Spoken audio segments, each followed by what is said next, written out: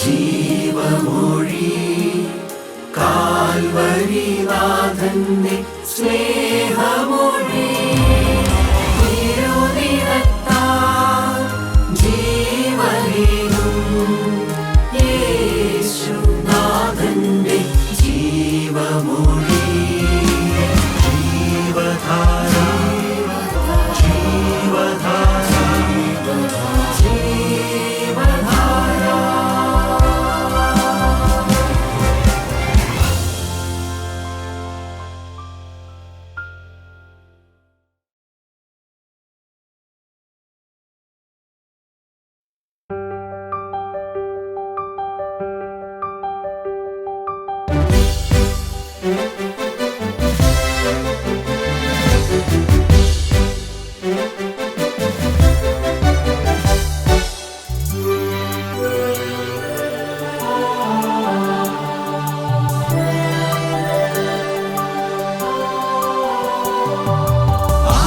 ആരാധിക്കുന്നു ഞങ്ങൾ നിൻ സന്നിധിയിൽ സ്തോത്രത്തോടെന്നും. ആരാധിക്കുന്നു ഞങ്ങൾ നിൻ സന്നിധിയിൽ നന്ദിയോടെന്നും. ആരാധിക്കുന്നു ഞങ്ങൾ നിൻ സന്നിധിയിൽ നന്മയോർത്തെന്നും. ആരാധിക്കാം യേശു കർത്താവിനെ. ആരാധിക്കുന്നു ഞങ്ങൾ നിൻ സന്നിധിയിൽ സ്തോത്രത്തോടെന്നും.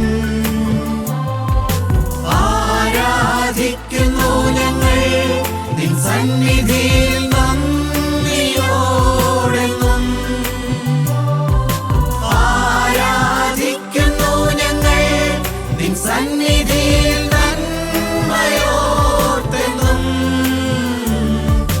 ആരാധിക്കാം യേശു കർത്താവിനെ.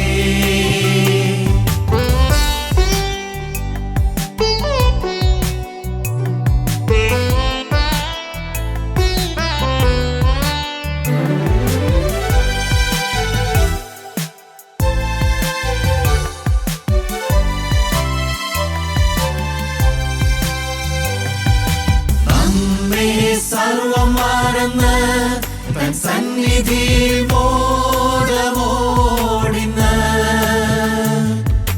നമ്മെ സർവം മറന്ന് തൻ സന്നിധിയിൽ ധ്യാനത്തോടിന്ന്. നമ്മെ സർവം മറന്ന് തൻ സന്നിധിയിൽ കീർത്തനത്തിനായി. ആരാധിക്കാം യേശു കർത്താവിനെ. നമ്മെ സർവം മറന്ന് തൻ സന്നിധിയിൽ മോദമോടിന്ന്. നമ്മെ സർവം മറന്ന് തൻ സന്നിധിയിൽ ധ്യാനത്തോടിന്ന്. നമ്മെ സർവം മറന്ന് തൻ സന്നിധിയിൽ കീർത്തനത്തിനായി. ആരാധിക്കാം യേശു കർത്താവിനെ. യേശുക്രിസ്തുവിൻ്റെ പരിശുദ്ധമായ നാമം മഹത്വപ്പെടട്ടെ. വീണ്ടും ഒരു പ്രാവശ്യം കൂടി കർത്താവായ യേശുക്രിസ്തുവിൻ്റെ നാമത്തിൽ എഴുന്നേറ്റ് നിൽപ്പാൻ കർത്താവ് തന്ന ഭാഗ്യത്തെ ഓർത്ത് ഞാൻ ദൈവത്തെ സ്തോത്രം ചെയ്യുന്നു. ഭാവിയില്ലാത്തവർക്ക് ഭാവി ഉണ്ടാക്കി കൊടുക്കുന്നവനായ യേശുക്രിസ്തുവിൻ്റെ സാക്ഷിയാകുവാൻ ഒരവസരം കൂടി ലഭിച്ചു. കർത്താവായ യേശുക്രിസ്തു ഭീതിയുള്ളവരുടെ ഭീതി മാറ്റേണ്ടതിന്, ഭാവി ശൂന്യമായി പോയി എന്ന് കരുതി ദുഃഖിച്ചിരിക്കുന്നവർക്ക് വേണ്ടി, അവർക്ക് ഭാവിയുണ്ട് എന്ന് ഉറപ്പ് വരുത്തേണ്ടതിന് വേണ്ടിയാണ് കർത്താവ് ഉയർത്തെഴുന്നേറ്റത്. നമുക്ക് യോഹന്നാൻ്റെ സുവിശേഷം 21 അധ്യായം അതിൻ്റെ 15 മുതൽ 17 വരെയുള്ള വാക്യങ്ങളിൽ നാം വായിക്കുന്നത് ശീമോൻ പത്രോസിനെ യഥാസ്ഥാനപ്പെടുത്തുന്ന കർത്താവായ യേശുക്രിസ്തുവിൻ്റെ സ്നേഹമാണ്. മർക്കോസിൻ്റെ സുവിശേഷം 1 അധ്യായം അതിൻ്റെ 16 മുതൽ 18 വരെയുള്ള വാക്യങ്ങളിൽ നാം ഇങ്ങനെ വായിക്കുന്നു: അവൻ ഗലീല കടൽപ്പുറത്ത് നടക്കുമ്പോൾ ശീമോനും അവൻ്റെ സഹോദരനായ അന്ത്രയാസും കടലിൽ വല വീശുന്നത് കണ്ടു. അവർ മീൻ പിടിക്കുന്നവർ ആയിരുന്നു. യേശു അവരോട്, എന്നെ അനുഗമിപ്പിൻ, ഞാൻ നിങ്ങളെ മനുഷ്യരെ പിടിക്കുന്നവരാക്കും എന്ന് പറഞ്ഞു. ഉടനെ അവർ വല വിട്ട് അവനെ അനുഗമിച്ചു. ഗലീല കടൽപ്പുറത്താണ് ഈ സംഭവം നടക്കുന്നത്. ശീമോൻ പത്രോസ് തൻ്റെ സഹോദരനായ അന്ത്രയാസിനോടുകൂടെ മീൻ പിടിക്കുന്നവരായിരുന്നു. അവിടെ അവരെ കണ്ടപ്പോൾ കർത്താവായ യേശുക്രിസ്തു അവരോട് പറയുകയാണ്, നീ എന്നെ അനുഗമിക്കുക, ഞാൻ നിന്നെ മനുഷ്യനെ പിടിക്കുന്നവരാക്കും എന്ന്. ആ വാക്ക് കേട്ട മാത്രയിൽ തന്നെ ഉടനെ അവർ വല വിട്ടു അവനെ അനുഗമിച്ചു എന്നാണ് നാം അവിടെ വായിക്കുന്നത്. യേശുക്രിസ്തുവിൻ്റെ വായിൽ നിന്ന് വീണ ആ വാക്ക് കേട്ട ഉടനെ അന്നുവരെയും താൻ ആയിരുന്ന ആ സ്ഥിതിയിൽ നിന്ന്, താൻ ചെയ്തിരുന്ന ആ ശുശ്രൂഷയിൽ നിന്ന്, തൻ്റെ ഉപജീവന മാർഗമായിരുന്ന ആ മീൻപിടുത്തത്തിൽ നിന്ന് അതെല്ലാം വിട്ട് ആ യേശുവിൻ്റെ പിന്നാലെ പോകുന്ന പത്രോസിനെയാണ് നാം കാണുന്നത്. യോഹന്നാൻ്റെ സുവിശേഷം 1-ാം അധ്യായം അതിൻ്റെ 42-ാം വാക്യത്തിൽ നാം ഇങ്ങനെ വായിക്കുന്നുണ്ട്. അവനെ യേശുവിൻ്റെ അടുക്കൽ കൊണ്ടുവന്നു. യേശു അവനെ നോക്കി, നീ യോഹന്നാൻ്റെ പുത്രനായ ശീമോനാകുന്നു, നിനക്ക് കേഫ എന്ന് പേരാകും എന്ന് പറഞ്ഞു. അതിന് പത്രോസ് എന്നാകുന്നു. ആ ശീമോൻ ഈ വാക്ക് കേട്ട ഉടനെ കർത്താവായ യേശുക്രിസ്തുവിനെ പിൻഗമിക്കുമ്പോൾ അവൻ്റെ ഉള്ളിലേക്ക് കടന്നു വന്ന ഒരു ചിന്തയാണ്, തൻ്റെ സഹോദരനും യോഹന്നാൻ സ്നാപകൻ്റെ ശിഷ്യന്മാരായിരുന്നു. യേശുക്രിസ്തു കടന്നു പോകുന്നത് കണ്ട് ആ യോഹന്നാൻ സ്നാപകൻ പറഞ്ഞു, ഇതാ ദൈവത്തിൻ്റെ കുഞ്ഞാട് എന്ന് ചൂണ്ടിക്കാണിച്ചപ്പോൾ അത്രയും നാൾ ആ യോഹന്നാൻ സ്നാപകൻ്റെ ശിഷ്യരായിരുന്ന ആ യോഹന്നാനും അന്ത്രയാസും അത് കേട്ട മാത്രയിൽ തന്നെ യേശുവിൻ്റെ പിന്നാലെ പോവുകയാണ്. ആ ഒരു രാത്രി അവർ യേശുവിനോട് കൂടെ പാർത്തു. ഈ അന്ത്രയാസ് വന്ന് പത്രോസിനോട് പറഞ്ഞു, ഞങ്ങൾ മശിഹായെ കണ്ടെത്തിയെന്ന്. ആ പത്രോസിനെ യേശുവിൻ്റെ അടുക്കലേക്ക് അന്ത്രയാസ് നയിച്ചു. ആദ്യമായി യേശുവിൻ്റെ അടുക്കൽ വരുമ്പോൾ യേശു പറഞ്ഞ വാക്കാണ് നാം മുമ്പ് വായിച്ചു കേട്ടത്, നീ യോഹന്നാൻ്റെ പുത്രനായ ശീമോനാകുന്നു, നിനക്ക് കേഫ എന്ന് പേരാകും എന്ന് പറഞ്ഞു. അത് പത്രോസ് എന്നാകുന്നു എന്ന്. ഈ ഗലീല കടൽപ്പുറത്ത് അവർ മീൻ പിടിച്ചുകൊണ്ടിരിക്കുമ്പോൾ കർത്താവായ യേശുക്രിസ്തു എന്നെ അനുഗമിക്കുക, ഞാൻ നിങ്ങളെ മനുഷ്യരെ പിടിക്കുന്നവരാക്കും എന്ന് പറഞ്ഞപ്പോൾ പത്രോസിൻ്റെ ഉള്ളത്തിൽ ആദ്യമായി യേശുവിനെ കണ്ടെത്തിയ നാൾ കർത്താവായ യേശുക്രിസ്തു തന്നോട് പറഞ്ഞ വാക്ക് അവൻ്റെ മനസ്സിലേക്ക് വന്നു. അവൻ വേറെ ഒന്നും ചിന്തിച്ചില്ല, അപ്പോൾ തന്നെ കർത്താവിനെ പിൻഗമിക്കുകയാണ്. നമുക്കറിയാം, പിന്നീടുള്ള അവൻ്റെ ജീവിതം മുഴുവൻ കർത്താവായ യേശുക്രിസ്തുവിനോട് ചേർന്ന് നടന്നു. അനേക അത്ഭുതങ്ങളും അടയാളങ്ങളും കർത്താവായ യേശുക്രിസ്തുവിലൂടെ നിവർത്തിക്കുന്നത് പത്രോസും കണ്ടു. ആ താബോറിൻ്റെ മലയിലേക്ക് കടന്നു പോയപ്പോൾ പത്രോസും ആ കൂട്ടത്തിലുണ്ടായിരുന്നു. വലിയ ശുശ്രൂഷയിൽ യേശുക്രിസ്തുവിനോട് ചേർന്ന് നിന്നു. അങ്ങനെ നിന്ന ആ പത്രോസ് എന്നാൽ കാലങ്ങൾ കഴിഞ്ഞപ്പോൾ കർത്താവായ യേശുക്രിസ്തു പത്രോസിനോട് പറഞ്ഞു, നീ എന്നെ തള്ളിപ്പറയും എന്ന് പറഞ്ഞപ്പോൾ പത്രോസ് ആ വചനത്തിന് അത്രത്തോളം ഒരു ഗൗരവം കൊടുത്തില്ല. എന്നാൽ ഭീരുവായി പോയ പത്രോസ് കർത്താവായ യേശുക്രിസ്തു പടയാളികളാൽ പിടിക്കപ്പെട്ടപ്പോൾ 3 പ്രാവശ്യം കർത്താവിനെ തള്ളിപ്പറഞ്ഞു. എന്നാൽ കർത്താവായ യേശുക്രിസ്തു ആ കോഴി കൂകിയ സമയത്ത് പത്രോസിനെ ഒന്ന് തിരിഞ്ഞു നോക്കി. ആ ഒരു നോട്ടം പത്രോസിൻ്റെ ഉള്ളിൽ അനുതാപത്തിൻ്റെ, പാപബോധത്തിൻ്റെ ആത്മാവിനെ പകർന്നവൻ അതിദുഃഖത്തോടെ പുറത്തുപോയി കരഞ്ഞു. പിന്നീടുള്ള ദിവസങ്ങൾ ഏറ്റവും ദുഃഖത്തോടെ കരഞ്ഞ സമയങ്ങളായിരുന്നു. താൻ എന്ത് ചെയ്തു പോയി, താൻ പ്രിയം വെച്ച്, താൻ കൂടെ നടന്ന്, തന്നെ ചേർത്ത് നിർത്തിയ തൻ്റെ നാഥനെ തള്ളിപ്പറഞ്ഞല്ലോ എന്ന്. ഒരിക്കൽ കർത്താവായ യേശുക്രിസ്തു ചോദിച്ചതാണ്, ജനം എന്നെക്കുറിച്ച് ആര് എന്ന് പറയുന്നു എന്ന്. ചിലർ യോഹന്നാൻ സ്നാപകൻ എന്ന് പറയുന്നു, ചിലർ ഏലിയാവെന്ന് പറയുന്നു, ചിലർ ഇരമ്യാവോ പ്രവാചകന്മാരിൽ മറ്റൊരാളോ എന്ന് പറയുന്നു എന്നെല്ലാം ആ ശിഷ്യന്മാർ കർത്താവിനോട് പറഞ്ഞപ്പോൾ കർത്താവ് ചോദിച്ചു, നിങ്ങൾ എന്നെക്കുറിച്ച് എന്തു പറയുന്നു എന്ന്. അപ്പോൾ പത്രോസാണ് ചാടി ഉത്തരം പറയുന്നത്, നീ ജീവനുള്ള ദൈവത്തിൻ്റെ പുത്രനായ ക്രിസ്തു എന്ന്. ആ സത്യമായ വെളിപ്പാട്, യേശുക്രിസ്തു ദൈവപുത്രനാണ് എന്നുള്ള തിരിച്ചറിവ് പരിശുദ്ധാത്മാവ് പത്രോസിന് കൊടുത്തിരുന്നു. എൻ്റെ ദൈവത്തിന് സ്തോത്രം. അത്രയും ആ ഉന്നതമായ ആ അനുഭവത്തിലേക്ക് വളർന്ന പത്രോസാണ് കർത്താവിനെ തള്ളിപ്പറഞ്ഞു പോയത്. അതിൻ്റെ തീവ്രമായ ദുഃഖം പത്രോസിനെ വല്ലാതെ ഉലച്ചിരുന്നു. കർത്താവായ യേശുക്രിസ്തു ക്രൂശിക്കപ്പെട്ടു, അവൻ അടക്കപ്പെട്ടു, 3-ാം നാൾ ഉയർത്തെഴുന്നേറ്റു. ആ ഉയർത്തെഴുന്നേറ്റ വിവരം അറിഞ്ഞപ്പോൾ പത്രോസും ഓടി കല്ലറയ്ക്കൽ ചെല്ലുന്നുണ്ട്. കാരണം പത്രോസിനെ ആ വ്യഗ്രതയോടെ ഉത്സാഹത്തോടെ ഓടുമാറാക്കിയത് മഗ്ദലനാക്കാരി മറിയ വന്ന് പറഞ്ഞ ആ ഒരു വാർത്തയാണ്. കർത്താവായ യേശുക്രിസ്തു ഉയർത്തെഴുന്നേറ്റു. കർത്താവ് എന്നോട് പറഞ്ഞു, ഞാൻ ഉയർത്തെഴുന്നേറ്റു എന്ന് നിന്റെ സഹോദരങ്ങളോടും പത്രോസിനോടും പോയി പറയുക എന്ന്.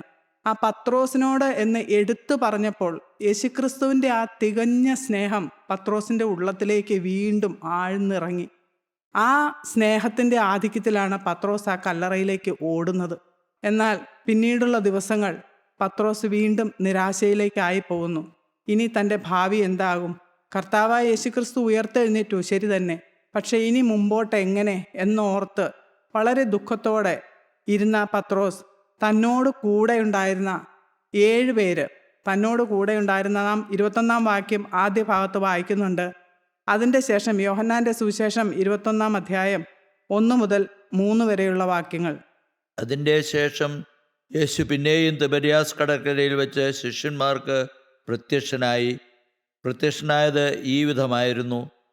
ശീമോൻ പത്രോസും ദിദിമോസ് എന്ന തോമസും ഗലീലയിലുള്ള കാനയിലെ നഥനയേലും ശബദി മക്കളും അവൻ്റെ ശിഷ്യന്മാരിൽ വേറെ 2 പേരും ഒരുമിച്ച് കൂടിയിരുന്നു. ശീമോൻ പത്രോസ് അവരോട്, ഞാൻ മീൻ പിടിപ്പാൻ പോകുന്നു എന്ന് പറഞ്ഞു. ഞങ്ങളും പോരുന്നു എന്ന് അവർ പറഞ്ഞു. അവർ പുറപ്പെട്ടു പടക് കയറിപ്പോയി. ആ രാത്രിയിൽ ഒന്നും പിടിച്ചില്ല. ആ പത്രോസ് തൻ്റെ കൂടെ ഉണ്ടായിരുന്ന 7 പേരെയും കൂട്ടി പത്രോസ് ഒരു തീരുമാനം പറയുകയാണ്, ഞാൻ മീൻ പിടിപ്പാൻ പോകുന്നു. ഭാവിയുടെ അനിശ്ചിതത്വത്തിലേക്ക് നോക്കിക്കൊണ്ടാണ് പത്രോസ് അത് പറഞ്ഞത്. അത് കേട്ടപ്പോൾ ആ കൂടെ ഇരുന്ന ആ 6 പേരും, അവർ 7 പേര് ഒരുമിച്ച് ആ മീൻ പിടിക്കാൻ പോവുകയാണ്. പക്ഷേ കർത്താവിനെ കൂടാതെയുള്ള അവരുടെ അധ്വാനം വ്യർത്ഥമായി തീർന്നു. ആ രാത്രി മുഴുവൻ അധ്വാനിച്ചിട്ടും അവർക്കൊന്നും കിട്ടിയില്ല. ഒരു കടൽക്കരയിൽ വെച്ച് തന്നെ, ഗലീല കടൽപ്പുറത്ത് വെച്ച് കർത്താവായ യേശുക്രിസ്തു പത്രോസിനെ വിളിച്ചു, നീ എന്നെ അനുഗമിക്കുക, ഞാൻ നിന്നെ മനുഷ്യനെ പിടിക്കുന്നവരാക്കുമെന്ന്. എന്നാൽ അതെന്താ എന്നൊന്നും പത്രോസിന് അന്ന് മനസ്സിലായിട്ടുണ്ടാവില്ല. എന്താണ്, എൻ്റെ തൊഴിൽ മീൻപിടുത്തമാണ്, പിന്നെ ഞാനെങ്ങനെ മനുഷ്യരെ പിടിക്കുന്നവൻ ആകും എന്ന് പത്രോസ് ചിന്തിച്ചിട്ടുണ്ടാകാം. എന്നാൽ കർത്താവായ യേശുക്രിസ്തുവിന് ഓരോരുത്തരെക്കുറിച്ചും ഒരു പദ്ധതിയുണ്ട്. ആ കർത്താവിന് താൻ പത്രോസിനോട് പറഞ്ഞ ആ വാക്ക് നിവർത്തിക്കേണ്ടതുണ്ട്. അവനെ മനുഷ്യരെ പിടിക്കുന്നവരാക്കേണ്ടതുണ്ട്, ആത്മാക്കളെ ചേർക്കുന്നവരാക്കേണ്ടതുണ്ട്, ദൈവരാജ്യത്തിന് പ്രയോജനമായി തീരുന്നവനായി തീർക്കേണ്ടതുണ്ട്. അതിനുവേണ്ടി കർത്താവായ യേശുക്രിസ്തു, ഉയർത്തെഴുന്നേറ്റ കർത്താവായ യേശുക്രിസ്തു വാടി തളർന്ന് അനിശ്ചിതത്വത്തിൻ്റെ മുമ്പിൽ നിൽക്കുന്ന ആ പത്രോസിൻ്റെ മുമ്പിലേക്ക് കടന്നു വന്നു. അവിടെയും ഒരു കടൽപ്പുറത്ത് തന്നെയാണ് കടന്നു വന്നത്. അവൻ്റെ ജീവിതം കർത്താവിൻ്റെ കൈകളിലേക്ക് സമർപ്പിച്ചത് ആ കടൽപ്പുറത്ത് വെച്ച് തന്നെയാണ്. അവൻ വീണ്ടും ആ പിന്മാറ്റത്തിലേക്ക് പോയപ്പോൾ കർത്താവിൻ്റെ ആ സാന്നിധ്യം വിട്ട് താൻ ഇനി മുമ്പോട്ടുള്ള ജീവിതം താൻ തന്നെ ചെയ്താലേ ശരിയാവൂ എന്നുള്ള ചിന്തയിൽ വന്ന് അവൻ ഇറങ്ങിപ്പോയപ്പോഴും ആ കടൽ തീരത്തേക്ക് തന്നെ കർത്താവ്, ഉയർത്തെഴുന്നേറ്റ യേശുക്രിസ്തു, ഭീരുവായി പോയ തൻ്റെ ഭാവിയുടെ അനിശ്ചിതത്വത്തെക്കുറിച്ച് ചിന്തിച്ച് വലഞ്ഞുപോയ ആ പത്രോസിനെ യഥാസ്ഥാനപ്പെടുത്താൻ അതേ കടൽപ്പുറത്തേക്ക് കർത്താവായ യേശുക്രിസ്തു കടന്നു വന്നു.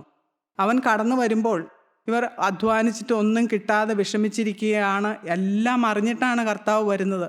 അവൻ കടന്നു വന്നു. കർത്താവ് അവർക്ക് വേണ്ടി പ്രാതലൊരുക്കി. അവർ ഭക്ഷിച്ചു.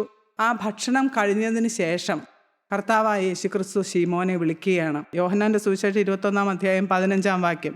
അവർ പ്രാതൽ കഴിച്ച ശേഷം യേശു ശീമോൻ പത്രോസിനോട്, യോഹന്നാൻ്റെ മകനായ ശീമോനെ, നീ ഇവരിൽ അധികമായി എന്നെ സ്നേഹിക്കുന്നുവോ എന്ന് ചോദിച്ചു. സ്തോത്രം. കർത്താവായ യേശുക്രിസ്തു ശീമോൻ പത്രോസിനോട് ചോദിക്കുകയാണ്, നീ ഇവരിൽ അധികമായി എന്നെ സ്നേഹിക്കുന്നുവോ എന്ന്.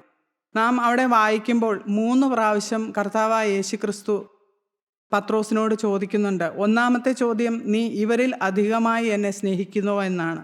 രണ്ടാമത് ചോദിക്കുന്നത്, നീ എന്നെ സ്നേഹിക്കുന്നുവോ എന്ന്. മൂന്നാമത്, നിനക്ക് എന്നോട് പ്രിയമുണ്ടോ എന്ന് ചോദിച്ചു. 3 ചോദ്യങ്ങൾ കർത്താവായ യേശുക്രിസ്തു പത്രോസിനോട് ചോദിച്ചു. ഈ വചനം എഴുതിയ മൂലഭാഷയിൽ, എബ്രായ ഭാഷയിൽ, അത് 3 ഒരേ വാക്ക് തന്നെയാണ് കർത്താവ് പറഞ്ഞതെന്നാണ് രേഖപ്പെടുത്തിയിരിക്കുന്നത്. ആ വാക്ക് ഇപ്രകാരമാണ്, അഖവെറ്റഖ എന്നാണ്. ആ വാക്കിൻ്റെ അർത്ഥം നീ എന്നെ സ്നേഹിക്കുന്നുവോ എന്നാണ്. കർത്താവായ യേശുക്രിസ്തു 3 പ്രാവശ്യവും പത്രോസിനോട് ചോദിച്ചത് അവനെ 3 ഉത്തരവാദിത്തങ്ങൾ ഏൽപ്പിക്കാൻ വേണ്ടിയാണ്. ഓരോ സ്റ്റെപ്പ്, ഓരോ പ്രാവശ്യം ചോദിക്കുമ്പോഴും ഓരോ ഉത്തരവാദിത്തങ്ങൾ കർത്താവായ യേശുക്രിസ്തു ഏൽപ്പിക്കുകയാണ്. കർത്താവായ യേശുക്രിസ്തുവിന് വേണ്ടി ജീവിതം സമർപ്പിച്ച ഓരോ വ്യക്തിക്കും വലിയ ഉത്തരവാദിത്തങ്ങളുണ്ട്. കർത്താവ് തൻ്റെ പ്രാണൻ നമുക്ക് വേണ്ടി വെച്ച് തന്നു. തൻ്റെ ചങ്ക് കീറി ആ അവസാന തുള്ളി രക്തം വരെയും നമ്മുടെ ഓരോരുത്തരുടെയും പാപങ്ങളെ കഴുകേണ്ടതിനു വേണ്ടി ഒഴുക്കി തന്നു. ആ രക്തത്താൽ കഴുകി നമ്മെ നീതീകരിച്ച് നാം യേശുക്രിസ്തുവിനോട് സദൃശ്യന്മാരായി തീരുവാനാണ്. കർത്താവ് ഈ ഭൂമിയിലേക്ക് കടന്നു വന്നത് ഓരോ ആത്മാക്കളെയും ഓരോ വ്യക്തികളെയും ദൈവരാജ്യത്തിന് യോഗ്യരാക്കി തീർക്കേണ്ടതിനാണ്. കർത്താവായ യേശുക്രിസ്തു നമ്മുടെ പാപങ്ങൾക്ക് വേണ്ടി മരിച്ചു. അവൻ ഉയർത്തെഴുന്നേറ്റ് ഇന്ന് ദൈവത്തിൻ്റെ സന്നിധിയിൽ നമുക്ക് ഓരോരുത്തർക്കും വേണ്ടി പക്ഷവാതം ചെയ്തുകൊണ്ട് ജീവിക്കുന്നു. ഇന്ന് നമുക്ക് ഒരു ഉത്തരവാദിത്വമുണ്ട്. അനേകം സഹോദരന്മാരെ ആ ദൈവരാജ്യത്തിൽ എത്തിക്കേണ്ട ഉത്തരവാദിത്വം. അതിനുവേണ്ടി കർത്താവ് നമ്മെയും ഒരുക്കുകയാണ്. ഇവിടെ പത്രോസിനെ ഒരുക്കുന്ന പോലെ, പത്രോസിനെ യഥാസ്ഥാനപ്പെടുത്തുന്ന പോലെ ഓരോ വിശ്വാസിയെയും യേശുക്രിസ്തുവിന് വേണ്ടി തൻ്റെ ജീവിതം സമർപ്പിച്ച ഓരോരുത്തരും, യേശുവിൻ്റെ ശിഷ്യനായി തീരാൻ ആഗ്രഹിക്കുന്ന ഓരോരുത്തരും തൻ്റെ ജീവിതത്തിൽ എടുക്കേണ്ടുന്ന സമർപ്പണവുമാണിത്. ഒന്നാമത്തെ ചോദ്യം, നീ ഇവരിൽ അധികമായി എന്നെ സ്നേഹിക്കുന്നുവോ എന്ന് ചോദിച്ചു. അതിന് അവൻ, ഉവ്വ് കർത്താവേ, എനിക്ക് നിന്നോട് പ്രിയമുണ്ട് എന്ന് നീ അറിയുന്നുവല്ലോ എന്ന് പറഞ്ഞു. കർത്താവായ യേശുക്രിസ്തു ശീമോനോട് ചോദിക്കുകയാണ്, നീ ഇവരിൽ അധികമായി എന്നെ സ്നേഹിക്കുന്നുവോ? അപ്പോൾ പത്രോസ് പറയുന്നു, എനിക്ക് നിന്നോട് പ്രിയമുണ്ട്. ഉവ്വ് കർത്താവേ, എനിക്ക് നിന്നോട് പ്രിയമുണ്ട് എന്ന് നീ അറിയുന്നുവല്ലോ. പത്രോസിനറിയാം, കർത്താവ് എല്ലാം അറിയുന്നവനാണ്, ഹൃദയത്തിൻ്റെ വിചാരങ്ങളെല്ലാം അറിയുന്നവനാണ്. അവൻ്റെ മുമ്പിലാണ് ഞാൻ നിൽക്കുന്നതെന്ന പൂർണ്ണ ബോധ്യം പത്രോസിനുണ്ട്. പത്രോസ് പറയാണ്, ഉവ്വ് കർത്താവേ, നീ അറിയുന്നുവല്ലോ, എനിക്ക് നിന്നോട് പ്രിയമുണ്ട് എന്ന് നീ അറിയുന്നുവല്ലോ എന്ന്. അപ്പോൾ കർത്താവ് പറയുന്നു, എൻ്റെ കുഞ്ഞാടുകളെ മേയ്ക്കുക എന്ന്. ആടുകളെ മേയ്ക്കുക എന്നുള്ളത് ഒരു വലിയ ബുദ്ധിമുട്ടേറിയ കാര്യമാണ്. കാരണം കുഞ്ഞാടുകൾ, നമ്മുടെ എല്ലാം വീടുകളിൽ ആട്ടിൻകുട്ടികൾ കാണും. ചെറിയ ആട്ടിൻകുട്ടികൾക്ക് കഴുത്തിൽ കയറിടാറില്ല. കാരണം അതിനെ സ്വതന്ത്രമായി വിടും. ആ കഴുത്തിൽ കയറ് കെട്ടി വലിച്ചുകൊണ്ട് നടക്കാവുന്ന ഒരു പ്രാപ്തി അതുങ്ങൾക്കില്ല. അതുകൊണ്ടാണ് നാം അവരെ സ്വതന്ത്രമായി വിടും. നമുക്കറിയാം, അത് തുള്ളിക്കളിച്ച് തനിക്ക് തോന്നിയതുപോലെ നടക്കും. അവയെ നിയന്ത്രിക്കുക എന്നുള്ളത് വളരെ ബുദ്ധിമുട്ടുള്ള കാര്യമാണ്. ആ കുഞ്ഞാടുകൾ കണ്ണ് തെറ്റിയാൽ പോകുന്ന വഴി അറിയില്ല. അത്ര ജാഗ്രതയോടെ നോക്കേണ്ടതാണ് കുഞ്ഞാടുകളെ. ചെറുപ്പക്കാരായവർ, ചെറിയ പ്രായത്തിലുള്ളവർ, അവർക്ക് അതിൻ്റേതായ പക്വതകളൊന്നുമില്ല. എന്താ ചെയ്യേണ്ടതെന്നറിയില്ല. അവരെ സ്നേഹത്തോടെ ജാഗ്രതയോടെ മാത്രമേ യേശുവിലേക്ക് നയിക്കാൻ കഴിയുകയുള്ളൂ. നമ്മുടെ ആ സമർപ്പണവും നമ്മുടെ കഠിനാധ്വാനവും ആ ജാഗ്രതയും എല്ലാം അതിൻ്റെ പിന്നിൽ വേണ്ടി വരും. നമ്മുടെ പല കാര്യങ്ങളും മാറ്റിവെക്കേണ്ടി വരും. യുവതലമുറ കർത്താവായ യേശുക്രിസ്തുവിന് വേണ്ടി നേടുക എന്നുള്ള വലിയ ദൗത്യം നമ്മുടെ ഓരോരുത്തരെയും അടുക്കലുണ്ട്. സ്നേഹത്തിലൂടെ മാത്രമേ അവരെ ക്രിസ്തുവിലേക്ക് നയിക്കാൻ കഴിയുകയുള്ളൂ.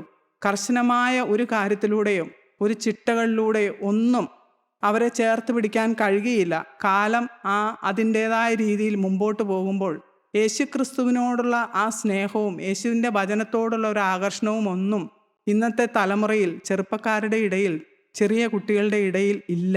എന്നാൽ നാം ഓരോരുത്തരും കർത്താവിൻ്റെ സന്നിധിയിൽ അതുപോലെ താണിരുന്ന് തലമുറയ്ക്ക് വേണ്ടി പ്രാർത്ഥിച്ചുകൊണ്ട്, കർത്താവെ, നഷ്ടപ്പെട്ടു പോകാൻ ഇടവരരുതേ യേശുവേ, ആ യേശുവിൻ്റെ സ്നേഹത്തിലേക്ക് ഇവരെയും ചേർത്ത് പിടിക്കുവാൻ തക്കവണ്ണം ഞങ്ങളെ ഒരുക്കണമേ എന്ന പ്രാർത്ഥനയോടെ നാം ആയിരിക്കണം. ഒന്നാമത്തെ ദൗത്യം പത്രോസിനെ ഏൽപ്പിക്കുകയാണ്, എൻ്റെ കുഞ്ഞാടുകളെ മേയ്ക്കുക. ആ കുഞ്ഞാടുകൾ ചെറിയ പ്രായത്തിലുള്ളവർ, അവരെ ചേർത്ത് പിടിക്കാൻ ഓരോ പടി ഏറ്റവും നിലയിൽ നിന്നാണ് ആ സുവിശേഷീകരണം ആരംഭിക്കേണ്ടത്. ഏറ്റവും താഴ്ന്ന ഇരുന്നുകൊണ്ട്, ഏറ്റവും വിനയപ്പെട്ടിരുന്നുകൊണ്ട്, ഏറ്റവും ചെറുതായി തീർന്നുകൊണ്ട്, തന്നെ ത്യജിച്ചുകൊണ്ട്, അല്ലാതെ ഒരാൾക്ക് ഒരിക്കലും ആത്മീയമായി വളരാനോ ക്രിസ്തുവിൻ്റെ ശിഷ്യരായി തീരുവാനോ കഴിയുകയില്ല.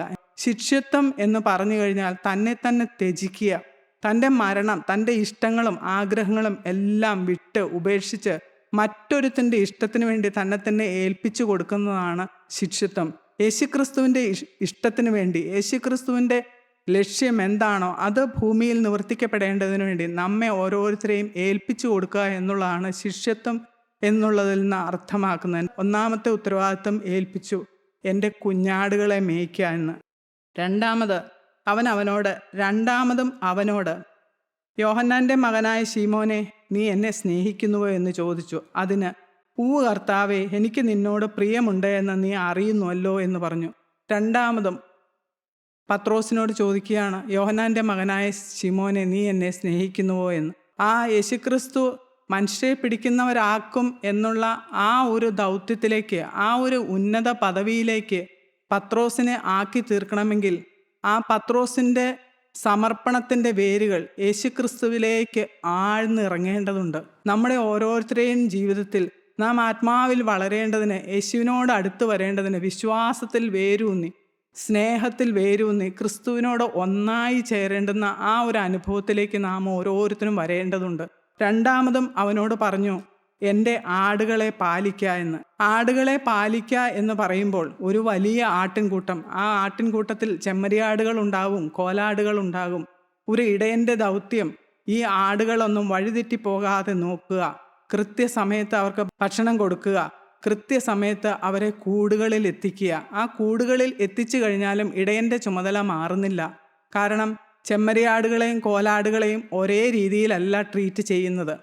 കോലാടുകൾ ബലം കുറഞ്ഞവയാണ്, ചെമ്മരിയാടുകൾ രോമാവൃതമായവയും ആരോഗ്യം താരതമ്യേന കൂടുതലുള്ളതുമാണ്. ഇടയൻ ആടുകളെ വേർതിരിക്കുമ്പോൾ ചെമ്മരിയാടുകളെ കൂടിന് പുറത്തും കോലാടുകളെ കൂടിനകത്തുമാണ് പാർപ്പിക്കുന്നത്. കാരണം രാത്രിയിലെ തണുപ്പിനെ ചെറുക്കാൻ ചെമ്മരിയാടുകളുടെ രോമാവൃതമായ ശരീരത്തിന് കഴിയും. എന്നാൽ കോലാടുകൾക്ക് അതിന് കഴിയില്ലാത്തതുകൊണ്ട് അവയെ പ്രത്യേക സംരക്ഷണം കൊടുത്ത് കൂടിനകത്താണ് പാർപ്പിക്കുന്നത്. ഈ സമൂഹത്തിൽ, സഭയിൽ കർത്താവായ യേശുക്രിസ്തുവിൻ്റെ ശിഷ്യന്മാരായി നാം ഓരോരുത്തരും കർത്താവിന് വേണ്ടി ജീവിതം സമർപ്പിക്കുമ്പോൾ നമുക്കറിയാം, എല്ലാവരും ഒരേപോലെ ഉള്ളവരല്ല. ആത്മാവിൽ വളർച്ചയുള്ളവരുണ്ട്, കാര്യങ്ങൾ കൂടുതൽ ഗ്രഹിക്കാൻ കഴിയാവുന്നവരുണ്ട്, ഭാവിയിലെ കാര്യങ്ങൾ കൃത്യമായി ചെയ്യാൻ കഴിയാവുന്നവരുണ്ട്. എല്ലാവരും ഒരേപോലെ ബുദ്ധിയുള്ളവരല്ല, കാര്യങ്ങൾ ഒരേപോലെ തീരുമാനിക്കുന്നവരല്ല. ഭയപ്പാട് ഉള്ളവരുണ്ട്, ബലം കുറവുള്ളവരുണ്ട്, എങ്ങനെ മുമ്പോട്ട് പോകണമെന്ന് അറിയാത്തവരുണ്ട്. എല്ലാവരെയും ഒരേ രീതിയിലല്ല. ആ കഴിവ് കുറവുള്ളവരെ, ബലഹീനരായവരെ കൂടുതൽ സ്നേഹത്തോടെ കരുതുകയും അവരെ ചേർത്ത് പിടിക്കുകയും, എന്നാൽ കഴിവുള്ളവരെ അതുപോലെ തന്നെ അവരെ വേർതിരിച്ച് നിർത്താതെ പ്രോത്സാഹിപ്പിച്ച് കൂട്ടിക്കൊണ്ടുവരികയും, ഈ രണ്ടു കൂട്ടരെയും ഒരുപോലെ ചേർത്ത് പിടിക്കാൻ ഒരു ക്രിസ്തു ഭക്തന് കഴിയണം. അതാണ് കർത്താവായ യേശു ക്രിസ്തു നാം ഓരോരുത്തരിലൂടെയും ആഗ്രഹിക്കുന്നത്. ബലഹീനരായവരെ താങ്ങി, കുറവുള്ളവരെ താങ്ങി, ഒരു വീഴ്ച വന്നവരെ മാറ്റി നിർത്താതെ, അവരെ അകറ്റി നിർത്താതെ, അവരുടെ ഹൃദയം മുറിപ്പെടുന്ന രീതിയിൽ ഒരു പെരുമാറ്റമോ വാക്കോ നമ്മിൽ നിന്ന് വരാതെ സ്നേഹത്തോടെ, ക്രിസ്തുവിൻ്റെ ഭാവത്തോടെ അവരെയും യേശുവിനോട് ചേർത്ത് പിടിക്കുക. ഒരു വീഴ്ച വന്നു, ശരിയാണ്, എന്നാൽ യേശുക്രിസ്തുവിൻ്റെ രക്തം ഇന്നും ഗുണകരമായി സംസാരിക്കുന്നതാണ്. യേശുവിൻ്റെ രക്തത്തിന് കഴുകിക്കളയാൻ കഴിയാത്ത ഒരു പാപവുമില്ല. വീണവരെ എഴുന്നേൽപ്പിക്കാനാണ് കർത്താവായ യേശുക്രിസ്തു ജീവിക്കുന്നത്. അവൻ ഉയർത്തെഴുന്നേറ്റ് നമ്മുടെ പാപത്തിൽ, നാം വീണുപോയ പാപത്തിൽ നമ്മെ വിടുവിക്കാനും നമ്മെ കരകയറ്റാനും നമുക്ക് ഭാവി തരാനുമാണ്. അവൻ ഒരിക്കലും നമ്മെ തള്ളിക്കളയുന്നവനല്ല. ഇങ്ങനെ ആശ്വാസ വാക്കുകൾ പറഞ്ഞ് അവരെ ചേർത്ത് പിടിക്കുക, അത് ഒരു ഇടയൻ്റെ ചുമതലയാണ്, ഒരു ക്രിസ്തു ഭക്തൻ്റെ ചുമതലയാണ്. നാം ഓരോരുത്തരും അങ്ങനെ ആയിത്തീരണമെന്നാണ് കർത്താവായ യേശു ക്രിസ്തു ആഗ്രഹിക്കുന്നത്. മൂന്നാമതും യേശു അവനോട് ചോദിക്കുകയാണ്, യോഹന്നാൻ്റെ മകനായ ശീമോനെ, നിനക്ക് എന്നോട് പ്രിയമുണ്ടോ എന്ന് ചോദിച്ചു. എന്നോട് പ്രിയമുണ്ടോ എന്ന് മൂന്നാമതും ചോദിക്കയാൽ പത്രോസ് ദുഃഖിച്ചു. കർത്താവേ, നീ സകലവും അറിയുന്നു, എനിക്ക് നിന്നോട് പ്രിയമുണ്ട് എന്നും നീ അറിയുന്നു എന്ന് അവനോട് പറഞ്ഞു. യേശു അവനോട്, എൻ്റെ ആടുകളെ മേയ്ക്ക. സ്തോത്രം. കർത്താവായ യേശു ക്രിസ്തു മൂന്നാമതും അവനോട് ചോദിക്കുകയാണ്, നിനക്കെന്നോട് പ്രിയമുണ്ടോ എന്ന്. അവൻ്റെ സമർപ്പണം കൂടുതൽ ആഴത്തിലേക്ക് ആക്കേണ്ടതിന്. ആ മൂന്നാമത്തെ ചോദ്യം കേട്ടപ്പോൾ പത്രോസ് തകർന്നു പോയി. അവൻ അതിദുഃഖത്തോടെ കരഞ്ഞു. കർത്താവേ, നീ സകലതും അറിയുന്നുണ്ടല്ലോ. അവൻ പിന്നെയും പറയുകയാണ്, നീ സകലതും അറിയുന്നു, എനിക്ക് നിന്നോട് പ്രിയമുണ്ട് എന്ന് നീ അറിയുന്നുണ്ടല്ലോ. ദുഃഖത്തോടെ ആ യേശുവിനോട് ചേർന്ന്, അവൻ്റെ പാദത്തോട് ചേർന്ന് കർത്താവായ യേശു ക്രിസ്തു ആ തകർന്ന് ദുഃഖത്തോടെ കരഞ്ഞ പത്രോസിനെ തൻ്റെ മാറോട് ചേർത്ത് പിടിച്ച് കാണുകയില്ലേ? ആ മാറോട് ചേർത്ത് പിടിച്ചിട്ട് അവൻ്റെ ചെവിയിലായിരിക്കും പറഞ്ഞത്, മൂന്നാമത്തെ ദൗത്യം, എൻ്റെ ആടുകളെ മേയ്ക്കുക. ആടുകളെ മേയ്ക്കുക എന്ന് പറയുന്നത് വളരെ ഉത്തരവാദിത്വമുള്ള കാര്യമാണ്. വചനം പൊരുൾ തിരിച്ച് അതായിരിക്കുന്ന പോലെ യേശുവിൻ്റെ സ്നേഹത്തെയും ഈ ജീവനുള്ള വചനത്തെയും തന്നോട് ചേർന്ന് വരുന്ന ജനത്തിന് മനസ്സിലാക്കി കൊടുക്കുക. അത് വലിയ ഉത്തരവാദിത്തമാണ്. ആ ചേർത്ത് പിടിച്ച് മറ്റൊന്നിലേക്കുമല്ല യേശുവിലേക്ക് നയിക്കുക. ക്രൂശിൽ കൂടിയുള്ള രക്ഷയെ കാണിച്ചു കൊടുക്കുക. നമുക്കറിയാം, പത്രോസ് ആദ്യമായി ശുശ്രൂഷയ്ക്ക് എഴുന്നേറ്റ് നിൽക്കുമ്പോൾ അപ്പസ്തോല പ്രവൃത്തിയിൽ നാം വായിക്കുന്നുണ്ട്, മറ്റൊരുത്തനിലും രക്ഷയില്ല, നാം രക്ഷിക്കപ്പെടുവാൻ ആകാശത്തിന് കീഴെ മനുഷ്യരുടെ ഇടയിൽ നൽകപ്പെട്ട വേറൊരു നാമവുമില്ല. മനുഷ്യരെ രക്ഷിക്കേണ്ടതിന് ഒരേ ഒരുവൻ, യേശു മാത്രം. ആ യേശുവിങ്കിലേക്ക് നയിക്കുക, അതാണ് നമ്മുടെ ഓരോരുത്തരുടെയും ഉത്തരവാദിത്വം. വേറെ ഒന്നിലേക്കുമല്ല. ഈ ലോകത്തിൽ നമുക്കറിയാം, ദൈവത്തിൻ്റെ ആത്മാവ്, പരിശുദ്ധാത്മാവ് കർത്താവായ യേശുക്രിസ്തുവിന് വേണ്ടി മണവാട്ടി സഭയെ ഒരുക്കിക്കൊണ്ടിരിക്കുന്നു. എന്നാൽ അതോടൊപ്പം തന്നെ പാരലലായി നടക്കുന്ന വേറൊരു കാര്യമാണ്, എതിർ ക്രിസ്തു തനിക്ക് വേണ്ടി ഒരു മണവാട്ടിയെ ഒരുക്കുന്നു. എതിർ ക്രിസ്തുവിൻ്റെ, സാത്താൻ്റെ ലക്ഷ്യം ഒരിക്കലും ഒരു മനുഷ്യനും യേശുവിങ്കിലേക്ക് അടുക്കരുത്. യേശുവിൻ്റെ ക്രൂശിൽ ചൊരിഞ്ഞ രക്തത്താലുള്ള രക്ഷയെ കണ്ടെത്തരുത്. അതിനുവേണ്ടി അവരുടെ ചിന്തയെ ഇന്ന് ഓരോ മനുഷ്യനും ഒരു ഇറ്റ് സമാധാനത്തിന് വേണ്ടി, ഒരു സ്വസ്ഥതയ്ക്ക് വേണ്ടി, ജീവിതത്തിൽ തങ്ങൾ നേരിടുന്ന പ്രശ്നങ്ങളിൽ പരിഹാരം കണ്ടെത്തേണ്ടത് എങ്ങനെയെന്നറിയില്ലാതെ വലഞ്ഞു ഉലഞ്ഞു നടക്കുമ്പോൾ ദുഷ്ടനായ പിശാച് അവരുടെ ഹൃദയത്തിലേക്ക് ചിന്തകൾ തൊടുത്തുവിട്ട് അവരെ മറ്റു പലതിലേക്കും യേശു എന്ന ആ ഒരേ ഒരു നാമം, ആ രക്ഷയുടെ നാമം യേശുവിലേക്ക് നയിക്കുന്നതിന് പകരം അതിൽ നിന്ന് വിഭിന്നമായി മറ്റു പലതിലേക്കും നയിച്ചുകൊണ്ടിരിക്കുന്ന ഒരു കാലം, കർണരസമാകുന്ന പല കാര്യങ്ങളിലേക്കും നയിച്ചുകൊണ്ടിരിക്കുന്ന കാലം. ഒരിക്കലും രക്ഷ കണ്ടെത്തരുത്, ഒരിക്കലും രക്ഷകനെ കണ്ടെത്തരുത് എന്ന് വിചാരിച്ച് നടക്കുമ്പോൾ നാം ഓരോരുത്തരുടെയും, യേശുക്രിസ്തുവിന് വേണ്ടി ജീവിതം സമർപ്പിച്ച ഓരോരുത്തരുടെയും ഉത്തരവാദിത്വം യേശുവിങ്കിലേക്ക് ചേർന്ന് നടത്തുക.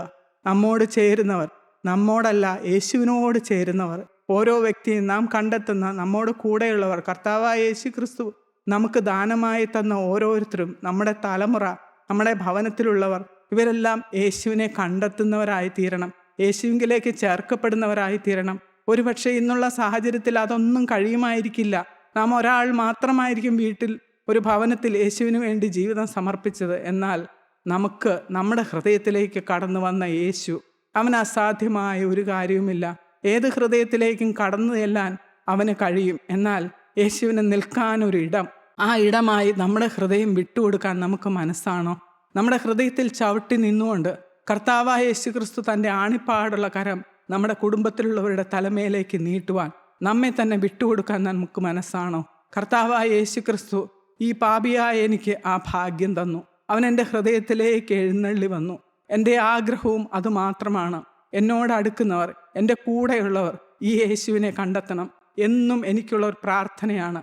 വെളിപ്പാട് പുസ്തകത്തിൽ നാം വായിക്കുന്നുണ്ട്, കർത്താവായ യേശുക്രിസ്തു ദൂതന്മാരുടെയും പിതാവാൻ ദൈവത്തിൻ്റെയും മുമ്പിൽ പേര് ഏറ്റുപറയുന്ന ഒരു കൂട്ടം. ഞാൻ എന്നും പ്രാർത്ഥിക്കാറുണ്ട്, കർത്താവേ, എൻ്റെ തലമുറ, എൻ്റെ ഭവനത്തിലുള്ളവർ, ഈ ഭൂമിയിൽ നീ എനിക്ക് എന്ന സഹോദരങ്ങൾ, എൻ്റെ മാതാപിതാക്കൾ എല്ലാം ആ യേശുവിൻ്റെ സന്നിധിയിൽ എത്തിപ്പെടണം. കർത്താവായ യേശുക്രിസ്തു എനിക്ക് വേണ്ടി എൻ്റെ സകല പാപങ്ങളെയും വഹിക്കേണ്ടതിന് എൻ്റെ പാപങ്ങളുടെ ശിക്ഷയായ ആ ക്രൂശ് മരണം ഏറ്റെടുത്തു. തൻ്റെ രക്തത്താൽ എന്നെ കഴുകി എന്നെ നീതീകരിച്ചു. പിതാവാൻ ദൈവത്തിൻ്റെ മുമ്പിൽ എന്നെ നീതിമതിയായി കുറ്റമില്ലാത്തവളായി നിർത്തി. ഇന്ന് എനിക്കൊരു ദൗത്യമുണ്ട്, ഈ യേശുവിങ്കിലേക്ക് അനേകരെ നയിക്കണം. അതാണ് കർത്താവായ യേശുക്രിസ്തു എന്നെക്കുറിച്ച് ആഗ്രഹിക്കുന്നത്. എന്നെക്കുറിച്ച് മാത്രമല്ല, നമ്മെ ഓരോരുത്തരെയും കുറിച്ച് പത്രോസിനെ ഏൽപ്പിച്ച ദൗത്യവും അതുതന്നെയായിരുന്നു. എൻ്റെ കുഞ്ഞാടുകളെ മേയ്ക്കുക, ചെറുപ്പത്തിൽ ചെറുപ്രായത്തിലുള്ളവരെ ചേർത്ത് പിടിക്കുക, അവരെ സ്നേഹത്തോടെ ചേർത്ത് പിടിക്കുക.